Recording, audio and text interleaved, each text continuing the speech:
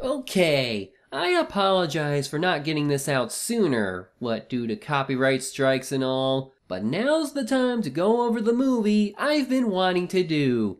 It's One Piece film Gold, the 13th movie in the franchise, as well as the third to follow in the footsteps of Strong World and Z regarding anime treatment. It was first announced August of 2015 after the airing of Episode of Sabo, while first released in Japan July of 2016. Either way, this was after the Dressrosa arc finished in both manga and anime respectively, which is where this presumably takes place. Much like with Z, Oda acted as an executive producer, though still providing character designs and promotional art. What sets this apart from Strong World and Z, though, comes from a certain factor that we'll bring up in due time. For now, let's get to the casino, for this is One Piece film Gold. The film opens with our main antagonist, Guild Tesoro, voiced by Keith Silverstein, walking up some stairs in the most jazzy way possible.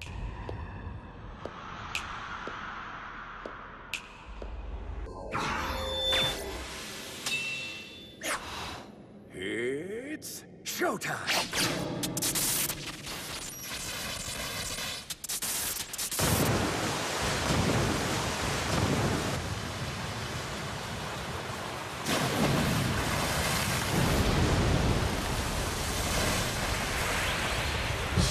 And it follows up with an awesome song opening by Michelle Knotts playing Karina the Songstress. 1, 2, 3, kick off the beat. It's time to start the show. Let's take it nice and slow. 5, 6, 7, are you ready to leave your cares behind? Just let it all unwind. An angel and a devil will open up the door. They'll give you everything you want, but keep you begging for more. But why just let her sing? Tesoro gets in on it too. All your hopes and all your dreams can happen in a flash. As long as you got cash. We got no need for misery, hypocrisy, or strife. Drink from the cup of life. And right on cue, we have the Straw Hats, arriving just in time to visit the island that's more or less a giant ship, Gran Tesoro, where they're gonna gamble the night away. After Coopty bursting through a tunnel that's raining gold dust on them, they come under attack by the Long Long Pirates, who want the crew's treasures. This gives us an opportunity to see everyone kick some ass, while also seeing their newly raised bounties. What? You heard me. Sorry to keep you waiting, Robin, my dear.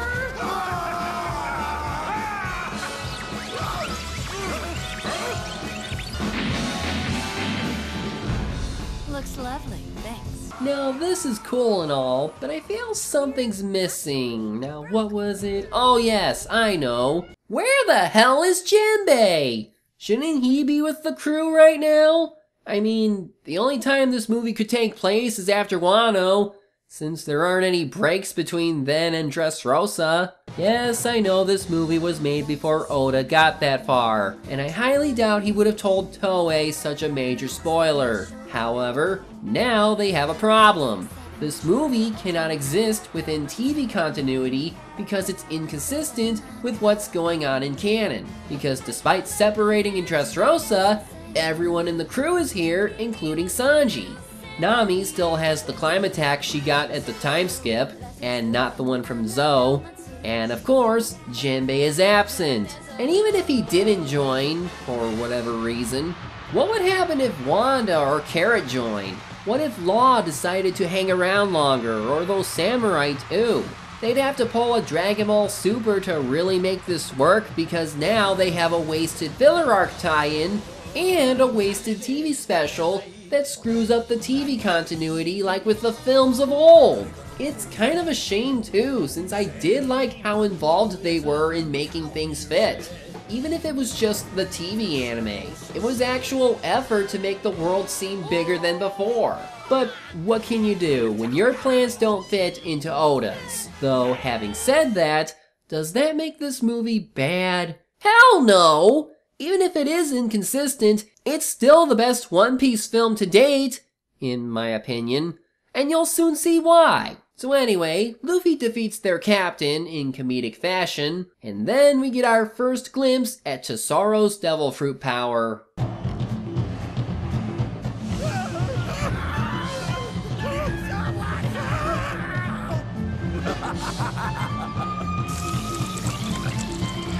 That's right, it's the gold fruit, and that's totally a scary fate to suffer. Anyway, the crew docks, which they find fascinating. Also, is that a mink? And they're greeted by one of Tesoro's officers, Baccarat. She tells them about how this city works, like how famous pirates and marines are VIPs, how their cars are run by turtles, because shut up, and how this ship is recognized as an independent country by the world government. Hence why pirates are welcome here so long as they don't cause trouble. As to the design of the city, I really dig it. It's once again a different looking setting from how most islands have had it, and given the wealth they control, it makes sense they'd be the most technologically advanced so far. And unlike FF15, even with all the modern commodities, it still feels like it fits in this universe. Why? Well, after arriving at the casino, while in their second batch of movie clothes, they receive a 20 million berry loan, which Luffy, Usopp, and Chopper use some of it to go turtle car racing.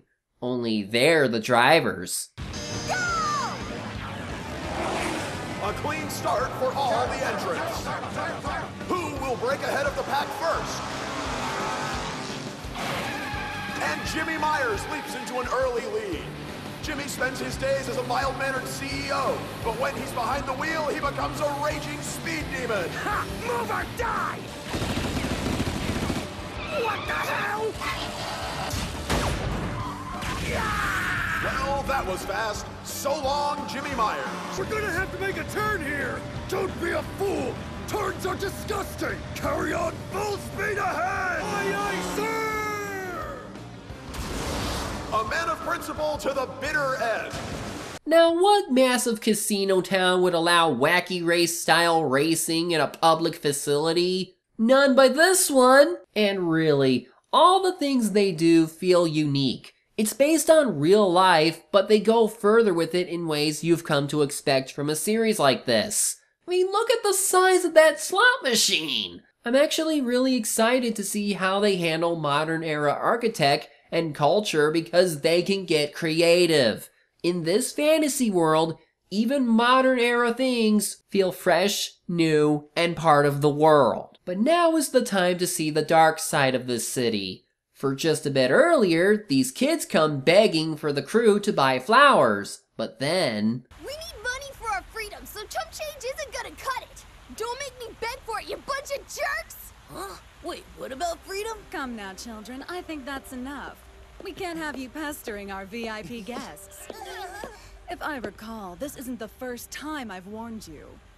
Well, what's it gonna be, kids? And after that, we see Tesoro, who's scheming against the Straw Hats given their actions against Doflamingo. But also, remember how I said I'd give a better example of how a boss character treating their minion badly is done better here than in Hoodwinked 2? Hey, man! Charming, how you're enjoying yourself so much. But tell me, who gave you permission to laugh first? Only one person on this island gets to decide what's entertaining, and that's me. Right? Of course, sir. I know that I wasn't laughing. I was just...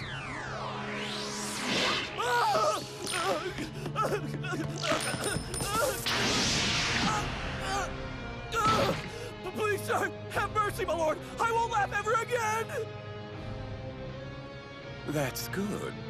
I'm glad you see it my way. But just to be sure...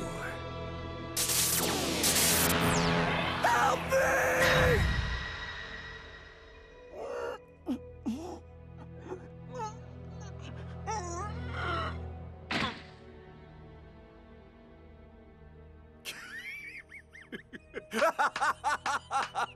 Now that is entertainment. Did you see the look on his face? Classic. Now that is both scary and intimidating from someone worthy of being a boss character. Also, he has a reason for being like this. Because the crew did so well, they're allowed into the VIP room where they could start earning winnings that are in the billions. But the only way to get in is by another officer, Tanaka. He has the through fruit, which allows him to phase through solid objects, and allows others to do so as well, so long as someone touches him. Man, this place sure is Japanese looking. Also, one of the SBS Volume Marines show up. Even the dice game looks cool, but it ain't normal dice. This game is run by a man named Dice, who tosses giant dice into the air for a wicked game of dice.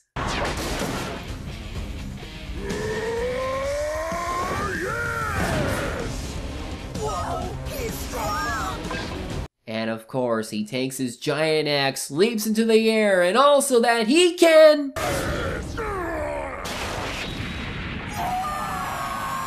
His head!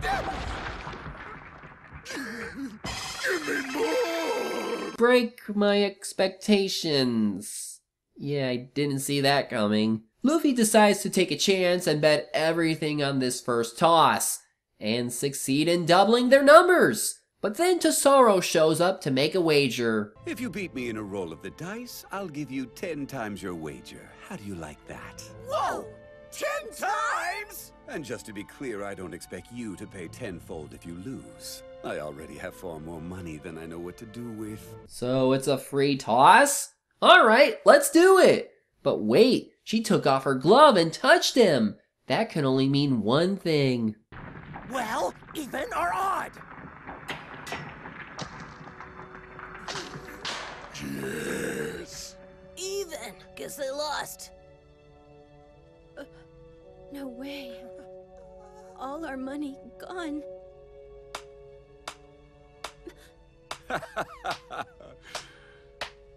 Well, I suppose that's that. Thank you again for an outstanding show. Baccarat has the power of the luck fruit, which allows her to manipulate the luck of anyone she touches, which in some cases turn out comedic. Like, who left those banana peels out? But anyway, the crew has now landed in their trap as they have no way to pay back the 320 million berry loan they now have, which they'll have to work off, making them like many of the people who lose here. But the crew ain't having any of that. They try to fight but get overpowered, and they soon realize they're outmatched when Tesoro shows off his powers in front of Zoro.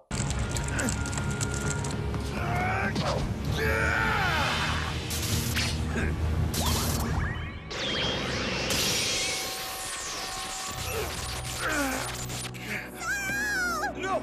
Stay back! You have a devil fruit power.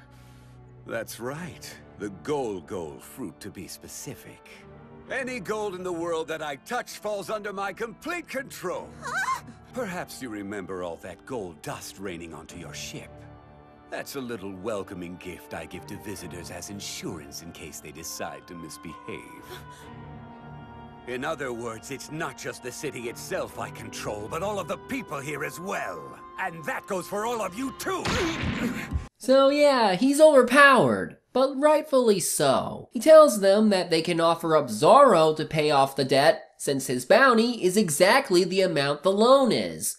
Nami tries to object, but Karina intervenes, forcing Nami to negotiate getting the loan paid later, which Tesoro says by midnight tomorrow, or else Zoro is executed. So the crew is left empty-handed, but it looks like Karina is hiding something from us. Hold it! Huh? What's up, Nami? Not bad. I see your claws are as sharp as ever, Miss Cat Burglar. What a pity, huh? Wish I could say the same for you, Hellcat. Huh? Rude! I knew it was you from the start, Karina. Well, how clever. Listen, lady, you tell your boss. Is this your friend, Nami? Uh-huh. You might even say we're like longtime burglar buddies. Right? Not even close. I knew her when she was a thief in the East Blue. She was always trying to get her paws on my treasure. What's this? More Nami backstory? Seriously, it seems like the movies are the only time she gets any backstory nowadays. And this one is sadly non-canon, even to the TV anime. It turns out Karina is only working for Tesoro so she could work her way to his stash, which contains 20% of the world's currency, and she made a key that can open the vault to at least 500 billion berries. With that, they can easily buy Zoro's freedom, so long as they help her out. In this place, deception is king. You have to beat him the same way he beat you. All right, it's a deal. Whoa, hold on! We've got no reason to trust this woman! Fair enough, but we don't have any other choice. And we can save Zoro? As long as we pull this off. Then piece of cake! I see why you're the captain. We'll do the impossible. We'll beat that overdressed cheater at his own game. We have to. 'Cause this is a life or death gamble. Hell yeah, it's our heist movie, baby! Now they're acting like pirates. Oh, but first we need a reminder of how badly the in-debt workers are with characters that have little impact on the movie. Hey! Why didn't you fight back? 'Cause there's no point. 'Cause we can never win. Why not? We don't have any money, that's why. So we'll never be free! Rika!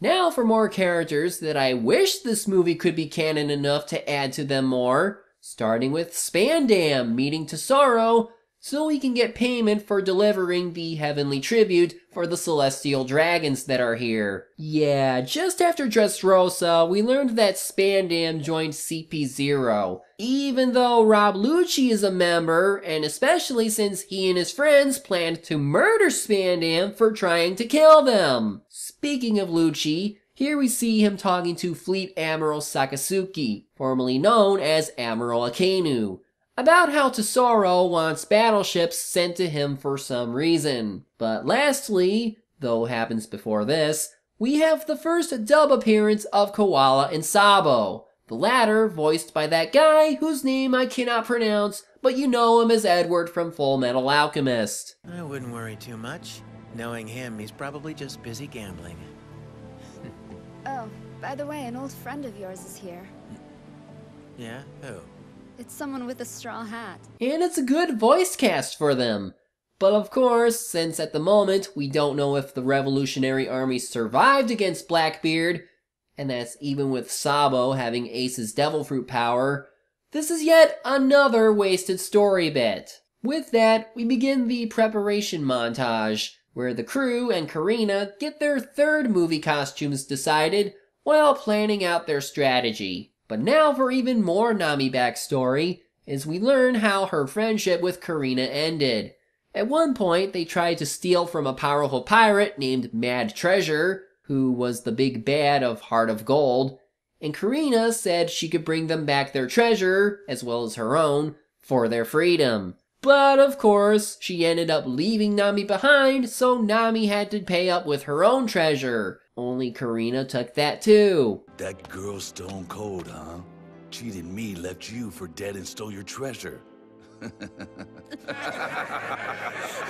However, we later see that she did come back to lure them away to let Nami escape. So she isn't heartless, and she does treat Nami like a genuine friend.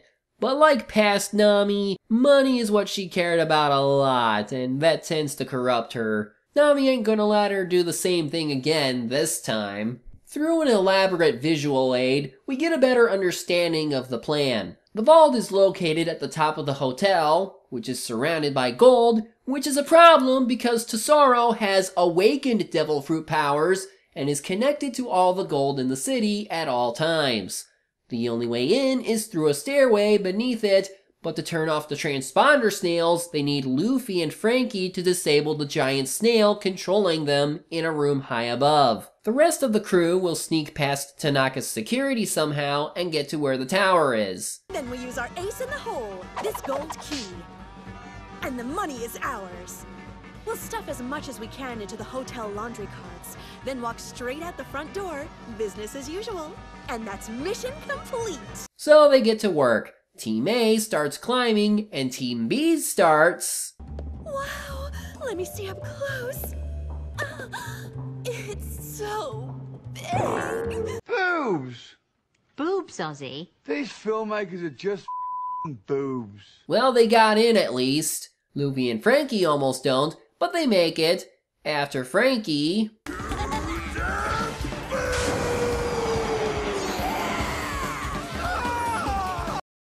The only time a fart joke works, honestly. But here we have one of my two favorite funny moments of the movie. When they try to get past owls that can sense living things, what do you think happens when Brook gets caught?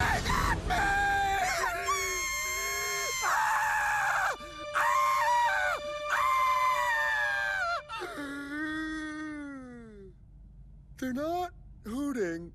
Of course not. They only hoot for living things, remember? That is so rude! Luffy fails to deactivate the snail when he stupidly gets caught. This forces everyone to flee, and also gets Luffy and Frankie caught by Tesoro, though not without a fight. Go! Bomba!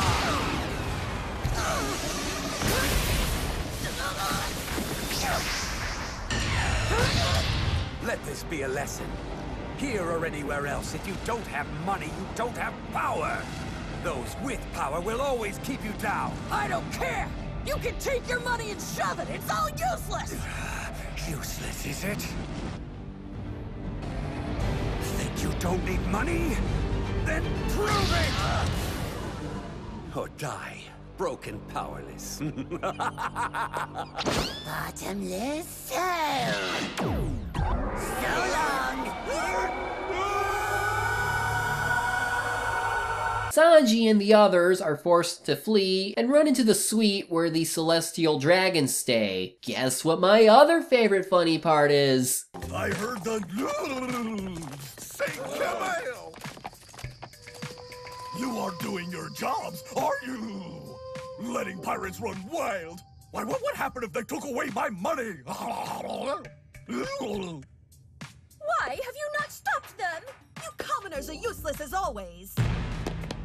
Our apologies! We've increased security everywhere around the vault. Have no fear, sir! Unacceptable! I can't trust your security, not anymore! Leave the vault this minute, and I mean every last one of you! It's just too perfect for them not to do. And I'm really glad they pulled it off so well, because it's totally what I would expect for them to do. They already messed with the celestial dragons once. I'm sure they can do it multiple times. So Luffy and Frankie land in a pit where those who tried to steal from Tesoro end up. And we see... Ichiya from Fairy Tail? No, it's that Max character that Koala mentioned. So I guess he's with the Revolutionary Army. But what's with how he acts? As you can see, there's plenty of gold here, but no food. Tesoro is watching us and having a good laugh about the whole situation. Well, you know what they say. You ain't a One Piece character unless you have a funny quirk about you. He's also a legendary gambler, hence the fancy voice acting. But anyway, they learn that they can wash the gold off with seawater to nullify the devil fruit effect. But they'd have to get to the pump room that's at the bottom of the ship, which they can attempt to get to through an air duct that's in this room. But there's giant bats that will try to kill them, so what's the use? This here's a gamble you can't win. Just forget about it. No way! I'm not like you! I'm going!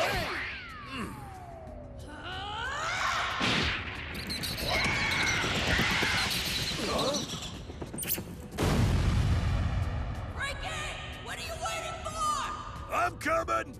If Luffy says he's gonna kick Tesoro's ass, then you better believe that's what he's gonna do.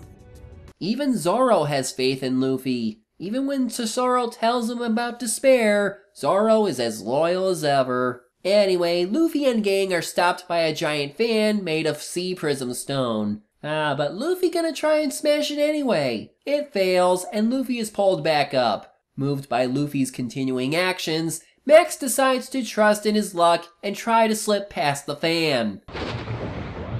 He went for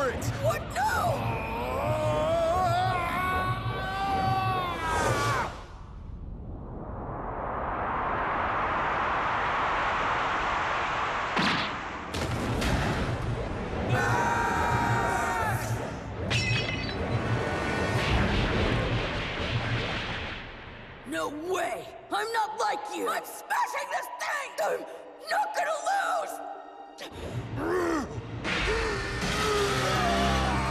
He's okay! I did it!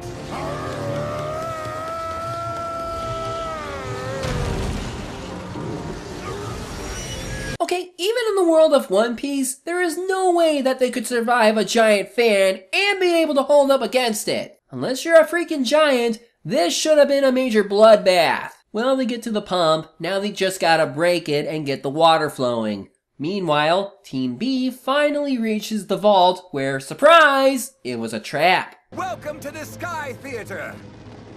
We're too late. This place must be... That's right! This is the stage for Roro Noa Zoro's execution! I know you're speechless. It is quite breathtaking. And here's the star! I'm sure you're disappointed that there's no vault to rob, but with a view like this, it's not all bad. You can even see the celestial dragons leaving with their tribute. Honestly, you dodged a bullet on that one. Anyway, come take a bow, Karina, my dear. You did this! You lied! Well, this is Gran Tesoro. And how does the saying go? Whoever falls for ruses loses, I think. So they knew the whole time, and even knew that Luffy would try to break the pump, only to get sealed inside. It only proves Tesoro's point. Hope will always turn to despair, and their despair is his entertainment. And of course, he proceeds to capture the remaining crew to turn them to gold as well. But first, it's execution time! Don't be such poor sports, Straw Hats. You got cheated. Fair and square. Nothing personal, but that's entertainment for you!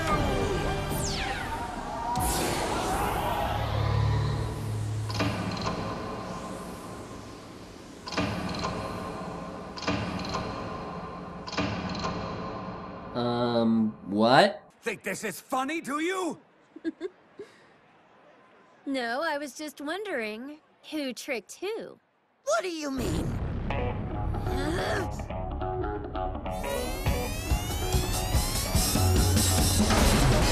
Oh snap, it's a reversal of fortunes!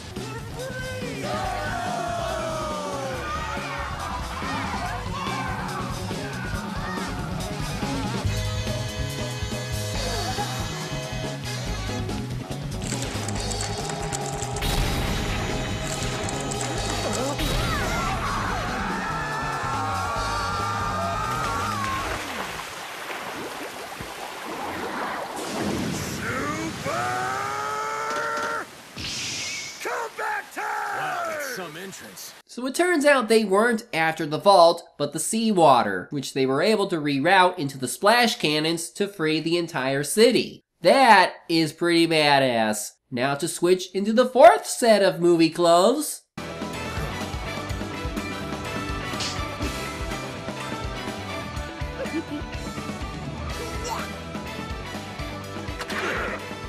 Stealing from this crew was a big mistake.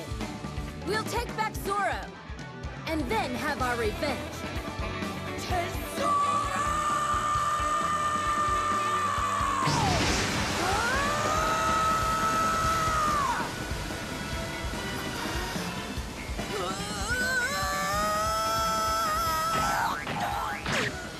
You're all nothing but thugs. Oh, I'm sorry. Did we hurt your feelings? Because I thought this was Gran Tesoro. So what's wrong with a little ruse or two, huh? But you were right. If this isn't the greatest show in the world, then I don't know what is. Nothing personal. But that is what you call real entertainment. I told you I'd kick your ass! So get ready! The moment when hope turns to despair, huh? Looks like I'm missing out on that myself, so why don't you tell me how it feels? Hey, how did you get black clothing? You were caught the whole time. Anyway, time for Tesoro backstory. You don't know the meaning of hope. The meaning of despair. I'm gonna be a star someday. Stop that damn singing already! That's enough! Shut up, Tesoro! If only we weren't so poor.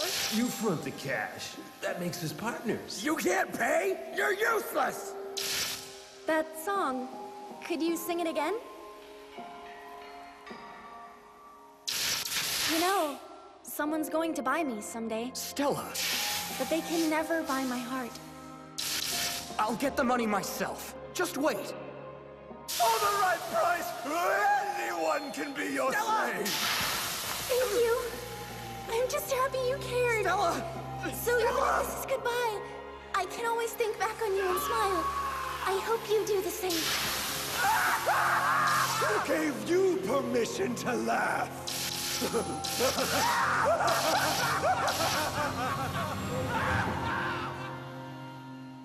Don't you dare. Don't you dare laugh.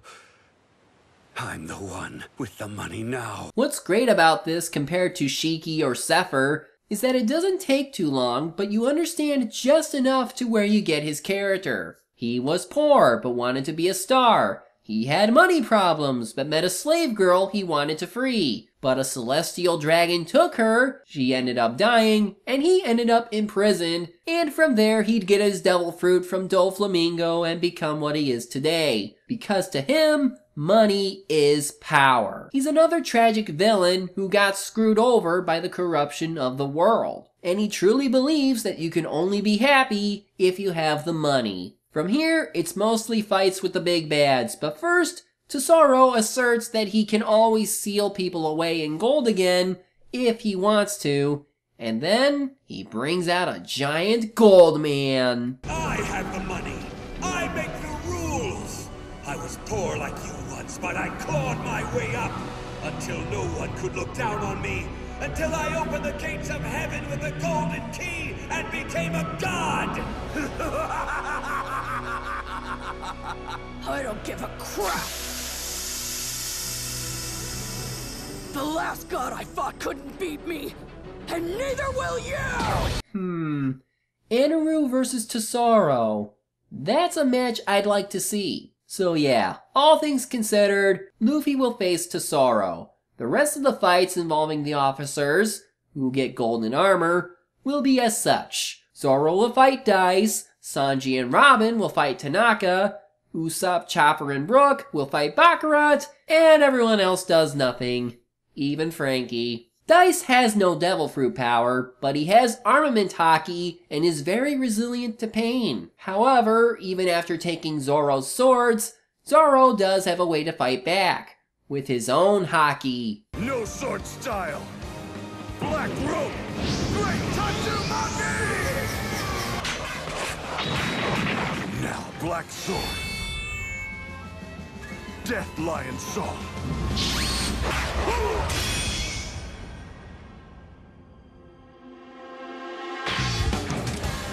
That feel good?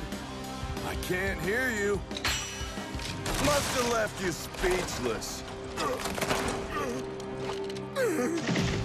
Tanaka plays peekaboo with his opponents, while also shooting at them, but eventually Robin catches him with her powers and lets Sanji handle the rest. Diable Chamber, Premier Hatching!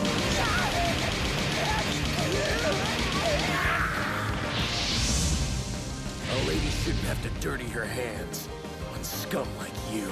As for Baccarat, well, first she takes the luck from her goons so she doesn't have to fight with a sword, but just a coin instead. Then, every bad thing that can happen from that one coin being flung around happens to these three, and hilarious things happen because her luck is high enough to protect her, I guess. Usopp deserts them for a little bit, only to come back with a giant piece of ammunition. Don't worry, this time I'm not gonna miss! What makes you so sure? You got her! But how? I was invincible! I still had plenty of luck left, didn't I? No, it couldn't be! Wow, nice one! You really are lucky. A once-in-a-lifetime shot. Lucky me, Jack.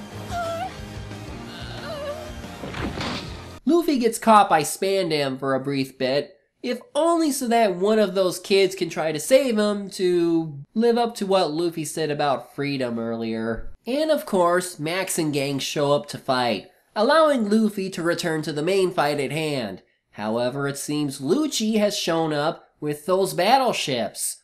Only they're all turned on Tesoro. Yep, it seems they want to capture him and are only now taking this opportunity, even if it means civilian casualties. Luckily, Sabo is here to stop that. The Revolutionary Army, huh? What do you want? I didn't know CP0 took requests. In that case, stop firing on civilians. Besides, this is my brother's fight, not yours. So mind your own business, why don't you? Ridiculous. And you call this justice? Not justice. Just freedom. I think I'm done talking to you.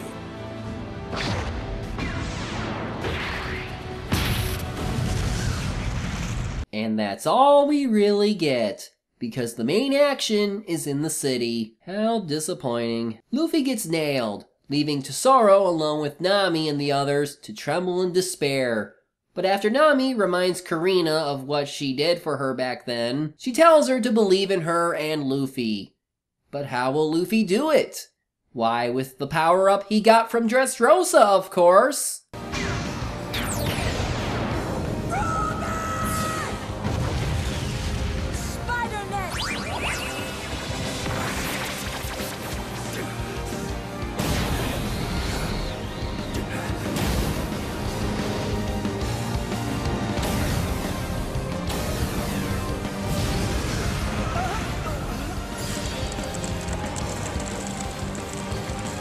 Friends aren't your property! Nobody is! Forgive! Go!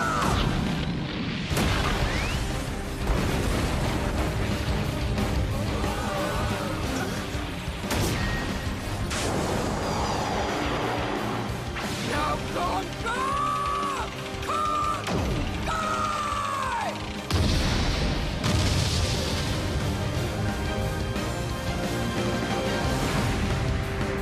Now that is epic! Which will seem strange then when Luffy can't even beat guys who make biscuit soldiers and mochi candy without some help, even in this form. The morale on the goons is shattered and they all try to run, but Tesoro gets mad and decides to use his power on everyone in the city, leaving everyone but Luffy captured. This is the pain of being powerless!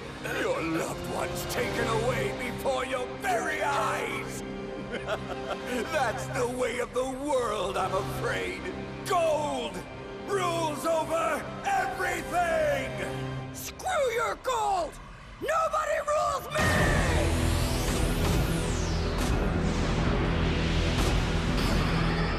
Gold! Lira de Dio! Alright, come, go! Leo Rex! Bazooka!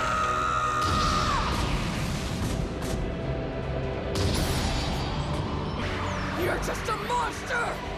Get all the money you want! You're still no god!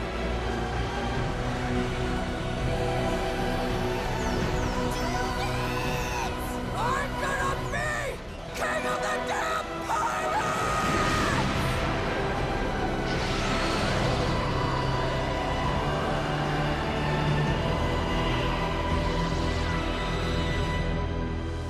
I can always think back on you and smile. I hope you do the same. Stella.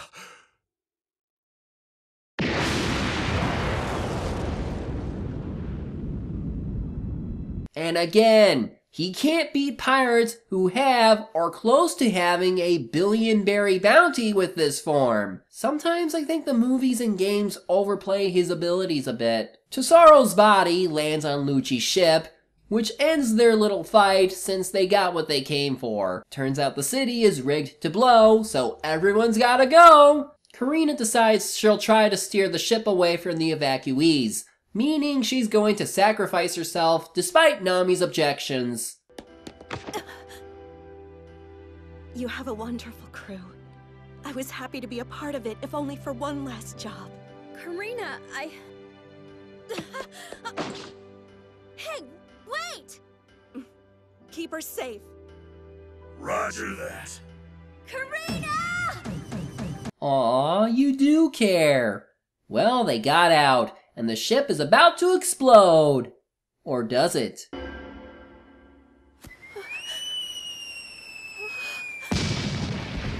Wait, is that it? Is it gonna blow up or not? I see her. Huh? Phantom Thief Karina strikes again? That little cheat! She double-crossed us! She stole the whole damn ship! Yep, she took the entire ship for herself. I imagine this makes her the richest thief in the world, considering how many berries that must be worth. But at least Nami got to keep the gold rings, so that's all good. And that's pretty much it. What else can I say but damn, what a movie.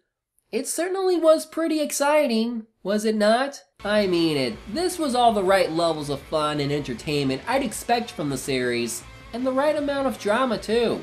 Tesoro does well as a movie villain, intimidating and ruthless, but also a bit sympathetic, just enough where you get why he went insane to begin with. It goes hand in hand with how messed up the world government actually is, despite the occasional good Marine or noble. The officers had their moments and neat abilities, but like usual, their fights don't generally last long enough, even with the movie being roughly 2 hours long. Karina was also pretty fun, and the backstory she had with Nami is interesting enough where it adds to their character, but of course, because of the earlier inconsistencies, it won't even matter in the end. The other movie characters, like Max, those kids and the like, they don't really add a whole lot other than to fuel Luffy's message about fighting for freedom, which they only start doing toward the climax. There's also a few minor details that seem to conflict with the One Piece lore, like with seawater or prism stone, but otherwise the animation and detail on the characters and world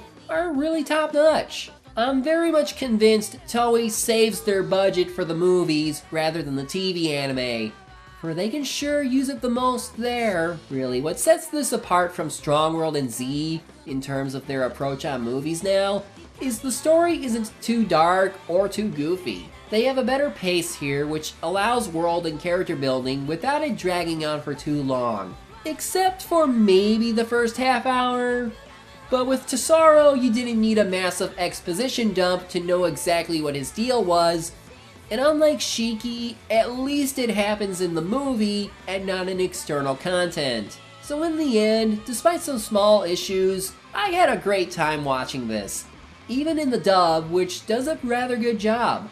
I think by now I've grown accustomed to the English actors enough where they work as well as their Japanese counterparts. This was an awesome experience and can very well be my favorite tower heist movie when I really think about it. But otherwise, do check this one out when you can. I'm the Media Hunter. Media's my prey, and reviewing them my way.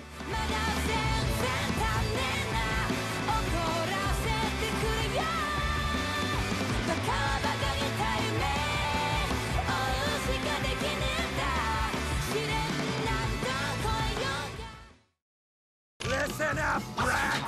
Cause I'm only gonna say this once! I'm the proud captain of the infamous Long Lung Pirates! My name? Alexander, Alex, Kent, Paul, Harris, Hendricks, Award, Rudolph, Eccentric, Rainbow, Special! What? I'm made of rubber, you know! Come on! Shit! You didn't let me finish!